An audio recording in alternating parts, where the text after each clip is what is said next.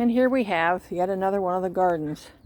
We have been bouncing back and forth from next door to our other place to this place, and I've got a bountiful amount of lavender. I've got my daisies coming back strong. You wouldn't believe I deadheaded this 3 weeks ago, and it's blowing up right now. The comfrey is taken over, but that's okay. Hello, bee. Bees and all sorts of pollinators are just enjoying our garden. Again, we have mixed things. We have summer savory, we have oregano, we've got nasturtium, we've got sage, we've got lithidora, we've got beans. We planted the beans, and even though we've had this disastrous amount of straw, actually I think this is Timothy grass, it's actually working out good because it's hiding things from the bugs. We haven't gotten a lot of bugs. We're starting to get flowers on our bean plants. I've even picked some already. But what's even more cool is the Brussels sprouts in hiding. I have Brussels sprouts tucked in here, and they are surviving. I've never had Brussels sprouts survive here. So for me, this is a win. Even though it looks weedy, those are just Timothy grass. They come right out.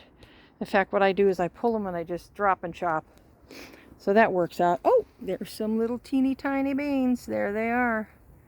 If you can see these, they're right there, little beans. This is a bean pole. There's some more beans down here. I've got little French fillets, and I've got some Romano beans, actually. And then I had harvested garlic out of here, so this is going.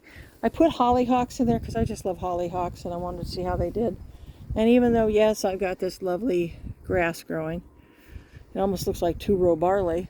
I've got marigolds, I've got snapdragons, hollyhocks again, a mountain of fennel. This is Florence fennel.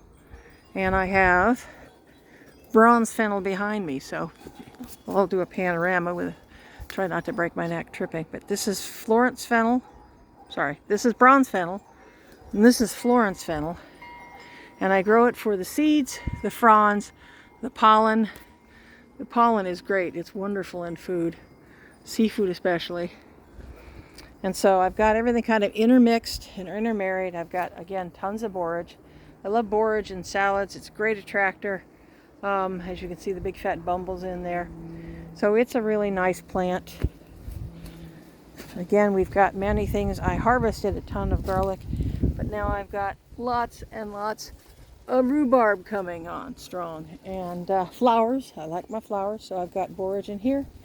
I had some digitalis foxglove. I've got strawberries. And it's kind of taken over. It's starting to look like it's out of control, which is okay. I kind of like that. Kind of gives a naturalness to it. So, again, lots of borage, lots of marigolds, lots of snapdragons, which are kind of my favorite. Lots of bees. That's the important thing. See the bees? We like the bees. That's kind of why we grow this stuff almost. Look at that bee having his borage lunch. And those are beautiful yellow striped bee bumbles. Okay, we'll kind of walk around and make everybody seasick now. We've got potatoes here, and this is another successful bed. 6 weeks ago, this was garlic. We pulled all the garlic out and replanted. This is honeysuckle rose potatoes, and these plants are going nuts. I've already done a exploratory harvest, and they're beautiful. What's great about these particular potatoes is they're low glycemic, so somebody like me who's diabetic can eat these and not have any problem with our sugar at all. So it's sort of like a godsend. A friend of mine gave me about 2 or 3 pounds about 2 years ago, and I've cropped them ever since, and I'm growing copious amounts because it's the one potato that I can eat guilt-free. They have beautiful purple flowers, which I love, and this plant is just thriving. And I decided to grow around the periphery a yellow squash, and we've already had harvests on these. We've got blossoms as well, and got some more yellow. Ooh, there's a bunch right here. See the nice yellow squash in there? They're a lot like a yellow zucchini. We've been eating probably a couple of zucchini a week to keep up with it. Haven't lost any yet, so I don't have any giant ones, which is good. Kind of like them on the small side.